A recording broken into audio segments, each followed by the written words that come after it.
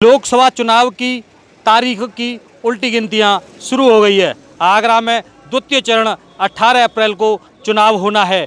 ऐसे में हर प्रत्याशी द्वारा अपनी अपनी ताकत दिखाई जा रही है। आज आगरा ग्वालियर रोड स्थित फतेहपुर सीकरी के कांग्रेस प्रत्याशी राज बब्बर के कार्यालय का उद्घाटन हुआ, जिसमें काफ़ी संख्या में समर्थक दिखाई दिए। तो वहीं 72,000 रुपये सालाना किसानों का कर्ज माफ़ और बिजली का कर्ज माफ़ करने की राज बब्बर ने बात कही। आइए जानते हैं क्या कहा राज बब्बर ने। लाखन सिंह भदौरिया जी हैं, गंगरौआ से बनवाई लाल लोधन जी हैं, सौरभ दुबे जी हैं, चौधरी भूपेंद्र सिंह जी ग्राम आरएलडी जोड़ करके यहाँ पे आए हैं। आपका हार्दिक स्वागत है। भूपेंद्र जी ने कहा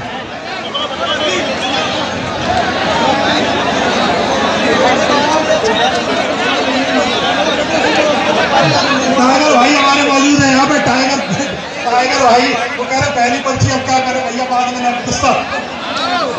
क्षेत्र का काम ये मेरी पार्टी का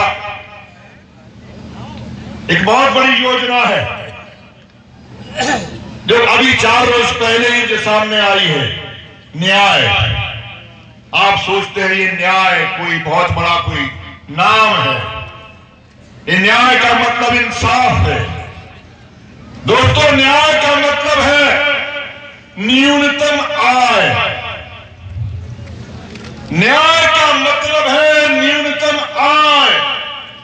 और देश की सरकार की जिम्मेदारी बनती है, जब अमेरिका में जब चीन का आप बराबरी करते हैं, जब अमेरिका की बराबरी करते हैं, तो वहां पर यह सुनिश्चित है कि किसी भी व्यक्ति को असम्मान से न रहे, अपमानित होकर न रहे, खासकर महिलाओं के लिए कि वो दूसरे पर आश्रित होकर न रहे। इसलिए राहुल गांधी जी ने, कांग्रेस पार्टी ने ये न्यूनतम आय की जो योजना आज लाए हैं, जिसमें ये कहा गया है कि 72,000 रुपए सभी उन नागरिकों को जिनके पास में रोजगार नहीं, जिनके पास में आर्थिक रूप से वो मजबूत नहीं, इसमें जात बिरादरी धर्म की बात नहीं होगी, जो आर्थिक रूप से मजबूत नहीं होगा उसको उसके घर में हर व्यक्ति को 72,000 रुपया उसके परिवार को दिया जाएगा। ये कोई स्कीम योजना नहीं है। किसी ने कहा कि ये चुनाव के दौरान चुनावी योजना है, तो मेरा जवाब ये है साथियों, चुनाव के लिए तो 2,000 रुपया दे रहे थे, वो भी पता नहीं किसके खाते में आया और किसके खाते में नहीं आया। लेकिन ये 6,000 रुपया जमानत के रूप में हर महीने जो मिलेगा, जिस तरह से 72,000 करोड़ रुपया किसानों का माफ हुआ था, ये उसकी जमानत के रूप में आपके सामने कह रहा हूं। राहुल गांधी ने ये वादा किया था तीनों प्रदेशों के अंदर कि जिस दिन कांग्रेस पार्टी की सरकार बनेगी, उसी दिन 10 दिन के अंदर हम किसानों का कर्जा माफ करेंगे। जल्दबाजी में थोड़ा सा इधर उधर हुआ, लेकिन मुख्यमंत्रियों को शपथ लेने के बाद में घर नहीं जाने दिया राहुल गांधी जी ने। सबसे पहले किसानों का कर्जा माफ करवाया। ये वचनबद्धता है, ये वादा है, उसको पूरा किया।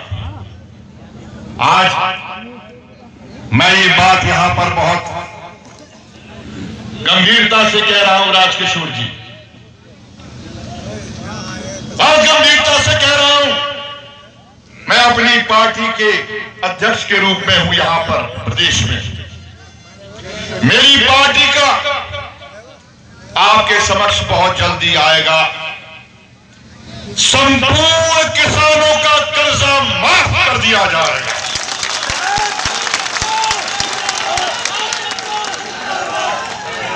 और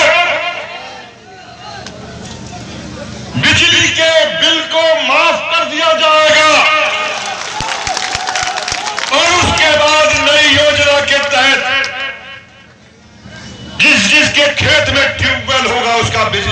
मोर्चा नहीं लिया जाएगा। ये राजकमल वचनबद्धता देता है आपको। मैं केवल यहां पर माइक पर खड़ा होकर भाषण नहीं दे रहा हूं, मैं यहां पर खड़ा होकर जबान दे रहा हूं कि यहां पर ट्यूबवेल जिनके पास में होगा उनका बिजली का खर्च माफ कर दिया जाएगा, माफ कर दिया जाएगा, माफ कर दिया जाएगा। सत्यप्रकाश जी ने वचनबद्धता है राजबब्बर की, और ऐसा नहीं हुआ, और ऐसा नहीं हुआ तो एक इस्तीफा स्पीकर को दे के आऊंगा और एक इस्तीफा आपके सामने दे के आऊंगा।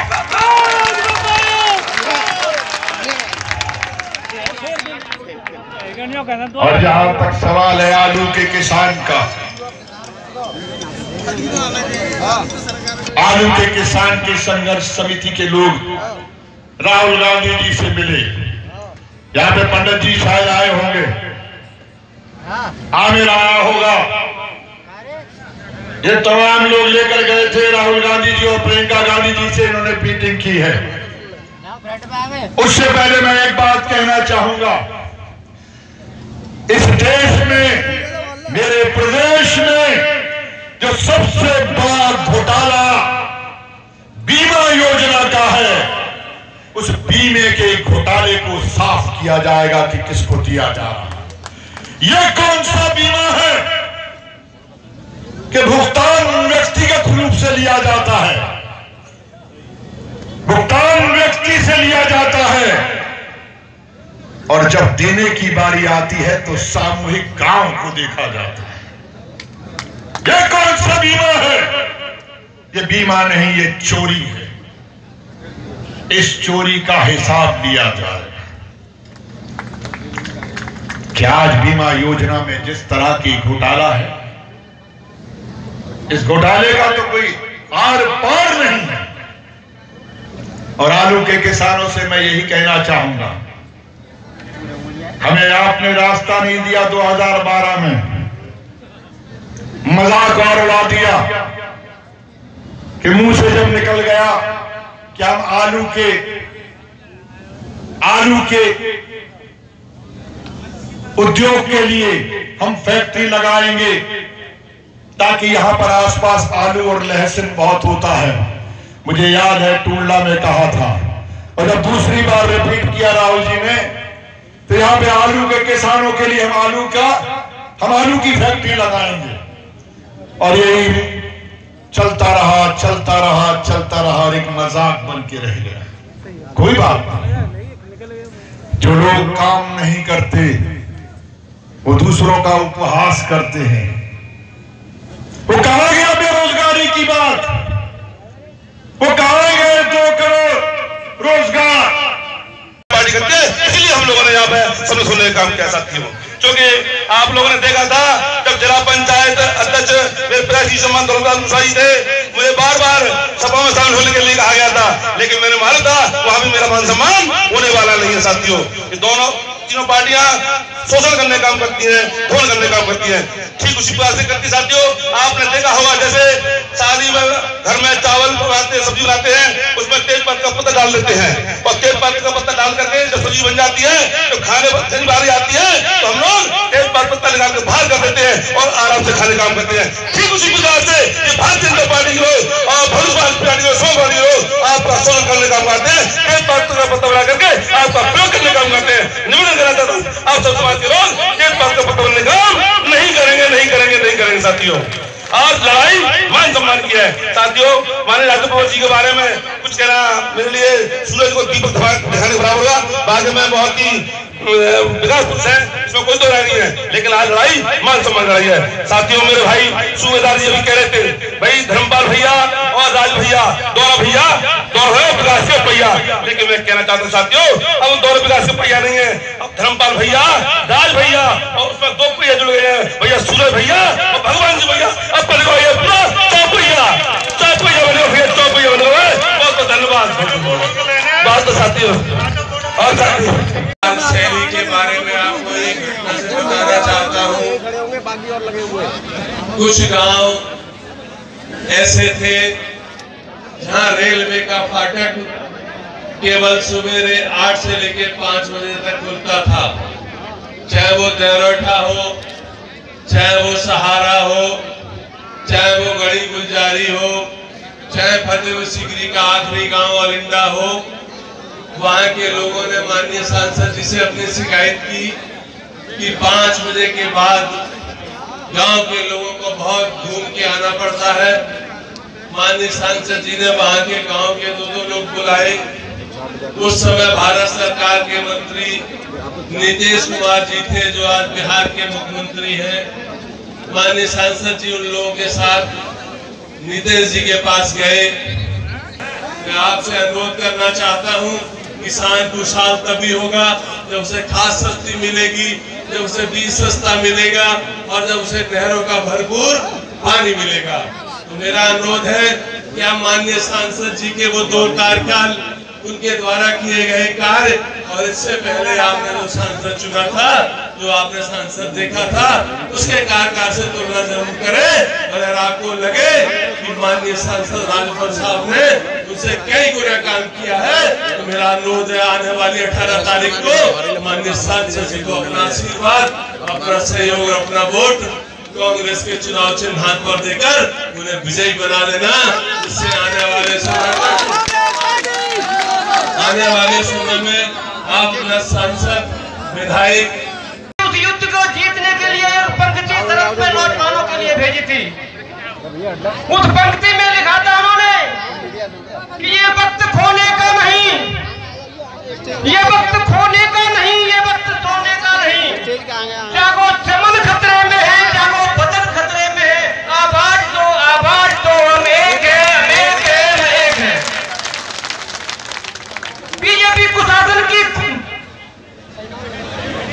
कठोर नीति, जुमलेवारी नीति से छुटकारा पाना चाहते हो तो आपको मायूस होने की जरूरत नहीं है। अगर आपके अंदर शक्ति है तो आप सब कुछ करने में सक्षम हो। कि ये नेता नगरी, ये गद्दी, ये कुर्सी किसी की बापोती नहीं। जनता की ताकत होती है, जनता का नाम पहले आता है, जनार्दन का नाम पीछे आता है। जैसे राम के नाम से पहले सीता का आता है और शिवी के नाम से पहले उमा का नाम आता है, कृष्ण के आगे राधा का नाम आता है, जैसे नेता के आगे जनता का नाम आता है। वो परमात्मा हमें जन्म देता है, वो जन्म चाहता है, आप भाग्य विधाता हो, आप नेता देने वाले दाता हो। तो मैं आपके शरणों में कोट कोट नमन करता हूँ। बताना चाहूंगा, ये खामोश मिजाजी तुम्हें जीने नहीं देगी, ये खामोश मिजाजी तुम्हें जीने नहीं देगी। और जीना है तो कोहराम मचा दो, अगर जीना है तो कोहराम मचा दो। जिस कौम में लड़ने का साहस नहीं होता, उस कौम का इस दुनिया में कोई इतिहास नहीं। व्यवस्था चालू कर दे, पंखा नहीं चल पा रहा, जरा जल्दी से जल्दी पंखा चला दें।